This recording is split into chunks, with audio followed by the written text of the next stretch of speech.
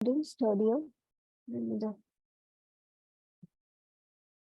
today we will discuss some important topics of 149, volume 1, cell structure.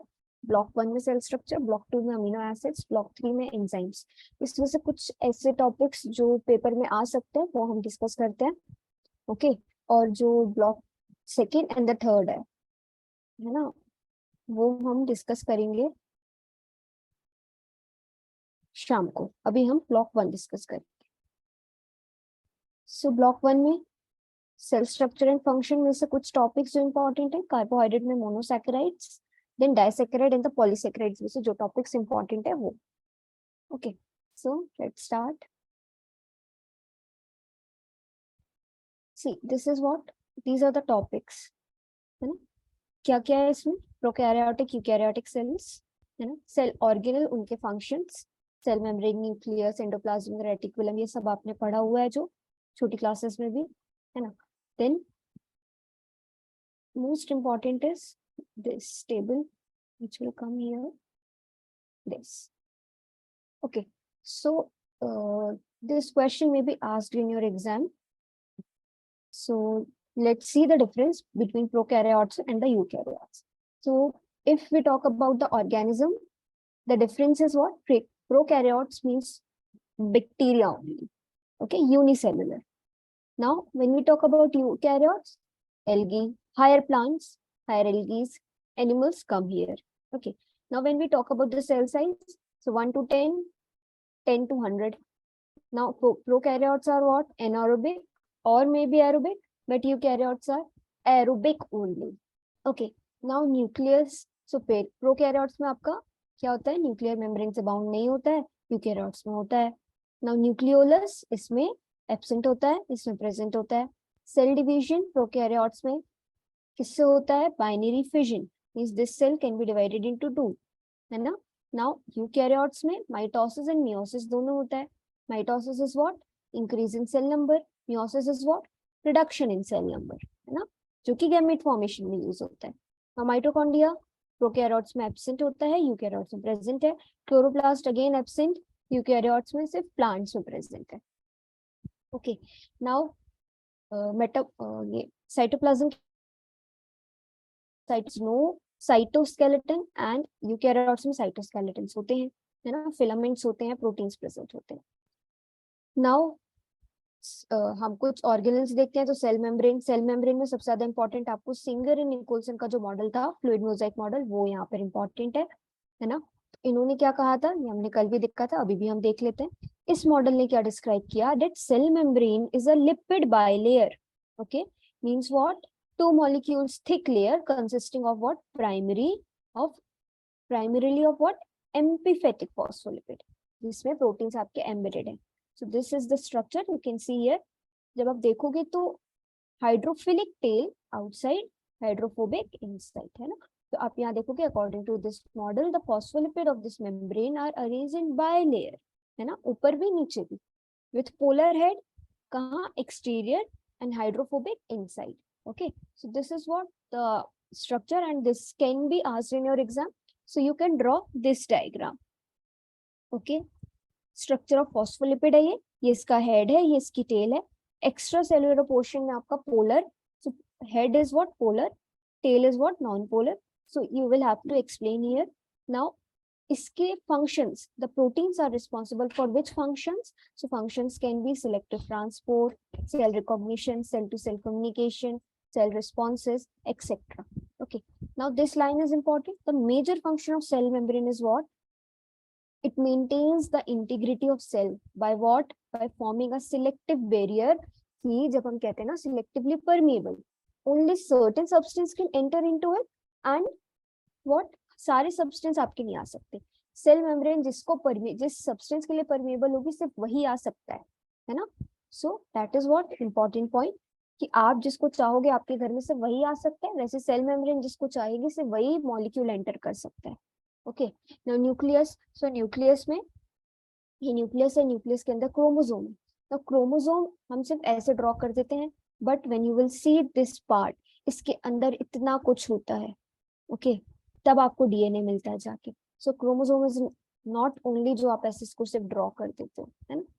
So endoplasmic reticulum दो type के होते हैं, rough endoplasmic, smooth endoplasmic. These are not much important, आपका fluid mosaic model ज्यादा important था। Now ribose mitochondria आ सकता है। माइटोकॉन्ड्रिया आपका क्या है, एनर्जी या power house of the cell है, क्योंकि यहाँ पे एटीपी जनरेशन होता है।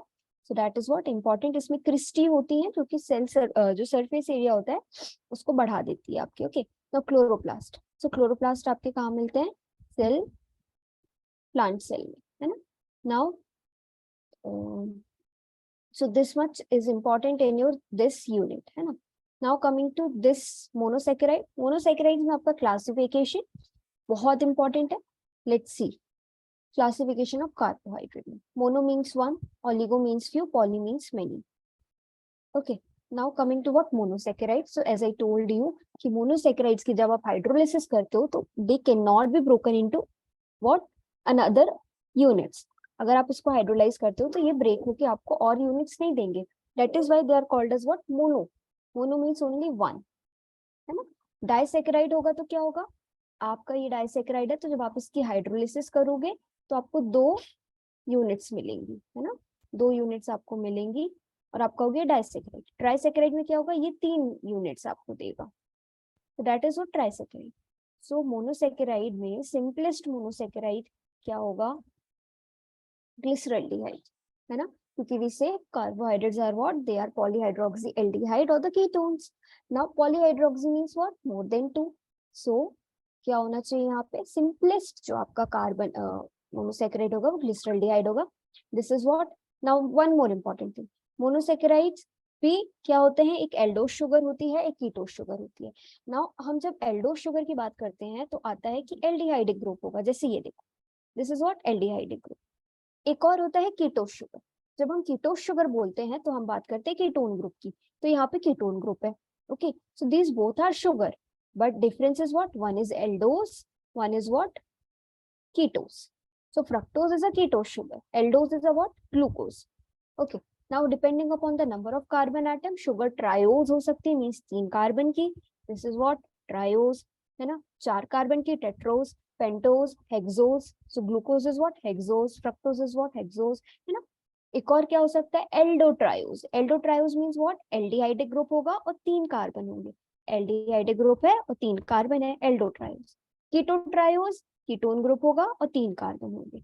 सो दीज टू आर इंपॉर्टेंट, है ना। Now when you see the stereochemistry, तो I told you about what कि अगर आपको एनेंटियोमर्स ड्रॉ करने आते हैं ग्लिसरॉल्डिहाइड के, ये ग्लिसरॉल्डिहाइड है ना, तो आप क्या ड्रॉ करोगे, DL and configuration. Okay, now D means what, अगर आपका सेकेंड लास्ट पोजीशन पे OH, सेकेंड लास्ट पोजीशन का जो कार्बन है, अगर उसका जो OH है आपका राइट साइड पे है, that is what D configuration, है ना। If it is on what left side, it is what L glyceraldehyde. Okay, this is what important point जहां पे आपको ये आता है। नाउ देखो, this is what glyceraldehyde, L glyceraldehyde.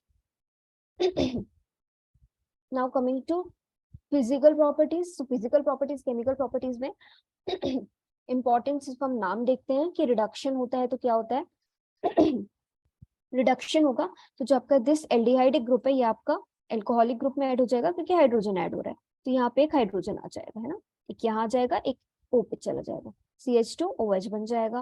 Fructose का भी ये सेम रिडक्शन होगा आपका, यहाँ पे ये फ्रक्टोज है, यहाँ पे क्या आ जाएगा, एक H यहाँ आ जाएगा, एक H यहाँ हो जाएगा, हाइड्रोजन ऐड होता है क्योंकि reduction means addition of hydrogen. ना ऑक्सीडेशन की बात करोगे तो ऑक्सीडेशन में चेंजेस क्या होते हैं कि एल्डोज और कीटोज दोनों ऑक्सीडाइज होते हैं एल्डोनिक एसिड में, है ना, तो आपका जो कन्वर्जन होगा वो एसिड बन जाएगा, that is what COOH group आपका ऐड हो जाएगा।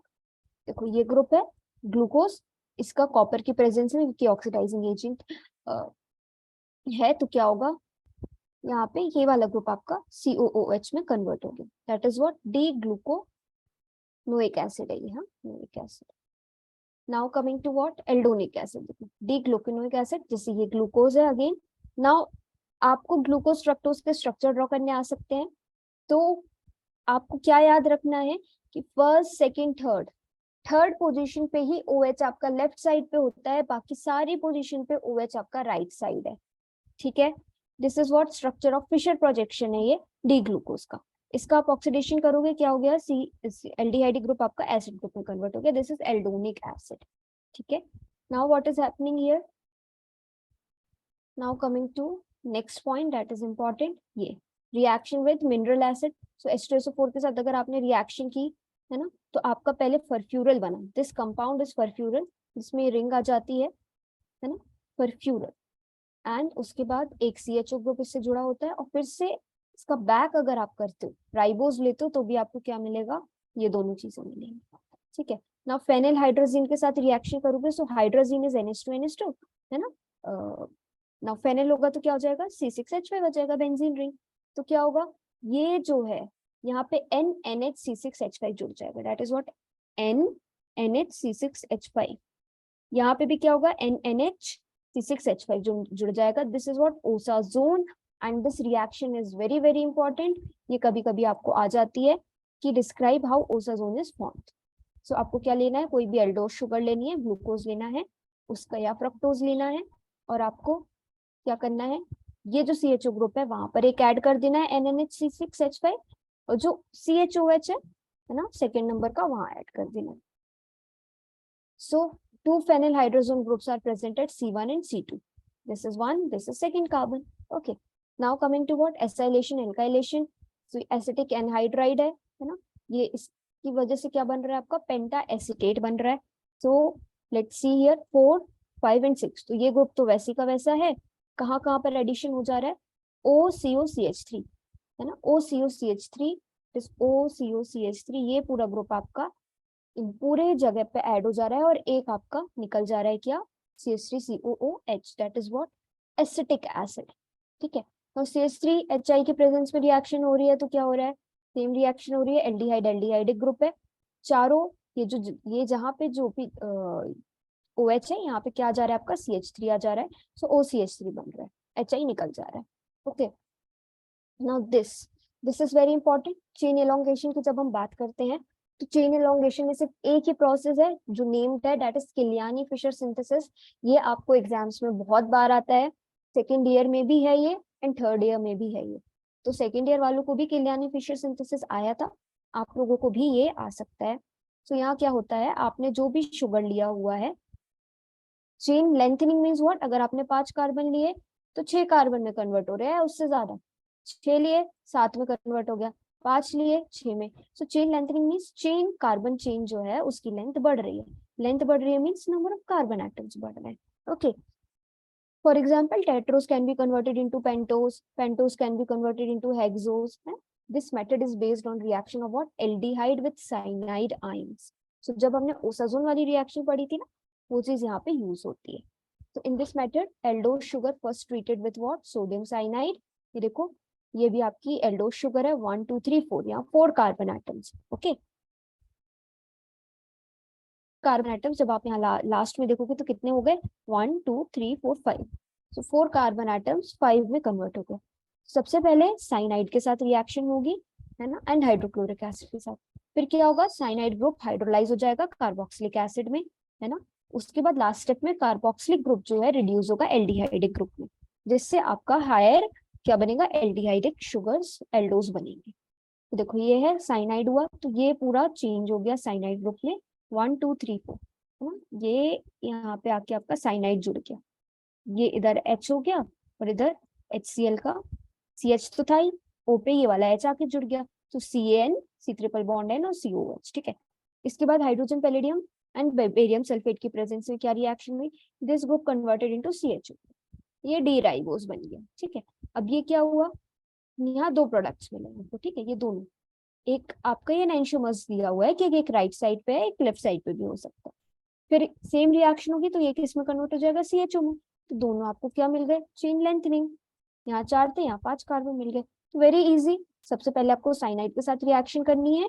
साइनाइड यहाँ जोड़ना है, फिर हाइड्रोजन पैलेडियम बेरियम सल्फेट के साथ रिएक्शन करनी है, साइनाइड को कन्वर्ट कर देना है aldehydic that is CHO group में। This was very important. Now Ruff degradation, chain shortening है, दिस मीन्स यहाँ पे अगर आपने 5 कार्बन लिए हैं तो आपको यहाँ पे 4 कार्बन वाला मिलेगा। So you have taken here D ribose, you can सी सारे OH एक साइड पे हैं, दैट इज राइट साइड पे है।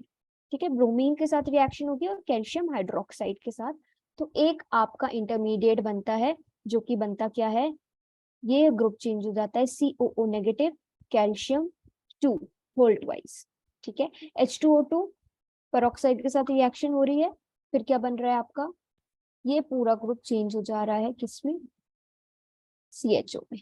So this is what D erythrose, D ribose से डी इरिथ्रोस मिल रहा है आपको। That was important. Now coming to next chapter, इसमें इतना ही था। यस, ग्लाइकोसिडिक बॉन्डिंग इंपॉर्टेंट है। ग्लाइकोसिडिक बॉन्डिंग जैसे कि डाइसैकेराइड्स है, तो दो यूनिट्स के बीच में जो बॉन्ड बनती है दैट इज ग्लाइकोसाइडिक बॉन्ड, है ना। किस किस के बीच में बनती है, एनोमेरिक कार्बन के बीच में, तो कार्बन 1 है। एंड व्हाट, जहाँ पे जो ग्रुप जोड़ा होता है ना CHO CO, है ना, एल्डिहाइड एंड कीटोन शुगर में, वो एनोमेरिक कार्बन होता है। So the anomeric carbon and alkoxy oxygen, दो यूनिट्स के बीच में आपकी ग्लाइकोसिडिक बॉन्ड बनती है। That is important. Now you will see disaccharide आगे, तो उसमें आपको बॉन्ड के नेम आते हैं MCQs में या 1 मार्क्स में। Yes, so this is the last unit, disaccharide and the polysaccharide. ना डाइसैकेराइड में माल्टोज, लैक्टोज, सुक्रोज आपको पढ़ने हैं। पॉलीसैकेराइड में बेसिकली स्टार्च है। तो आप देखोगे यहाँ पे कि polysaccharides are what, more than disaccharides are what, 2 units आपको मिलेंगी on the hydrolysis of a compound. जैसे सुक्रोज है, लैक्टोज है, जब ये इसको हाइड्रोलाइज करोगे तो अलग अलग आपको यूनिट्स मिलती है। तो यहाँ देखोगे कि माल्टोज जैसे आप बात कर रहे हो, तो माल्टोज में भी देखोगे 2 शुगर्स मिल रही है, ठीक है। फिर आप सेलोबायोस देखोगे, again it is a disaccharide, so आपको इसमें भी 2 यूनिट्स मिलेंगी। नाउ स्पेसिफिकली हम बात करते हैं माल्टोज। जब माल्टोज की बात करते हैं तो क्या होगा, on incomplete hydrolysis of starch आपको माल्टोज मिलता है कभी कभी। तो डाइसैकेराइड जो ये माल्टोज है, किस किस से मिलके बना है, 2 glucose units, okay. 2 glucose unit से मिलके ये माल्टोज बना है। और जब ऐसे स्ट्रक्चर नहीं भी ड्रॉ करना है तो आप ऐसा ड्रॉ कर सकते हो।